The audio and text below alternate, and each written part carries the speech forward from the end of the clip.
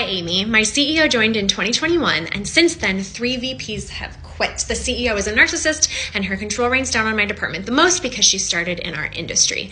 I was just tapped to be the next VP, but at this point, I have zero respect for the CEO, but I want 1 to 2 more years of experience in this job at this company. The raise is $20,000 more than I'm making now. How would you approach this? Okay, I would personally take the promotion. That's what I would do. But as you accept the new role, manage up to set expectations so that it'll give you peace of mind. Ensure that you're set up for success, even if only on paper. Even if it's only on paper, it'll give you peace of mind. Why? Because if your boss actually is a narcissist, they might move the needle and change expectations. And having that piece of paper, a job description, and a business plan, the 2 things I'll talk about, will help your peace of mind and just mental health in case your boss starts moving the goalpost. So first, as you accept, ask for a job description. Make sure you're aligned on it with your CEO and HR if you have them. But then also make sure that it's categorized by percentage of time in the job. So if you're only supposed to do a certain part of the job 10 to 20% of the time, but it turns into 90% of the time and you really don't like it, or it's your lowest skill set and now they're holding you to that metric for the majority of your job, you want to lean back on that JD. Maybe. The maybe is worth having it ready now. I would also create a 30-day plan and a 90-day plan and essentially approach your boss and say, hey, I want to align on what I'm going to focus on for the first month. And then at that point, align on 90 days. And then at that point, align on the full year. Again, this is peace of mind so that you have something to fall back on in case they move the goalpost. And then if something does change, you can blame it on the JD or your business plan. I have worked for narcissists before. I have encouraged people to get out as quickly as possible. So you asked how I would approach it. I would, if I wanted 1 to 2 more years of experience, and if I was motivated by $20,000, I would take the promotion, do everything I just outlined. But then if it really doesn't work out, you have a higher title, you have higher pay, you have expectations on paper, so you technically can't get fired if you're meeting those expectations in your job. So essentially, you just want to set yourself up in the most responsible way. And then if you can't take it anymore, you're going to be a hotter commodity in the job search space because you're going to gain more experience. You're going to have worked for someone that is going to help you understand how you don't want to be. And so if you look at it as a learning opportunity where you have more, literally, like the higher pay and higher title, new experience and more learning and growth opportunities, then you can look at however it pans out as you're doing what's in your control and then orienting to what's not in your control in a healthier way. I hope that was helpful. Follow me to get ahead in your corporate job. My name is Amy and I'm a Chief People Officer at a global company,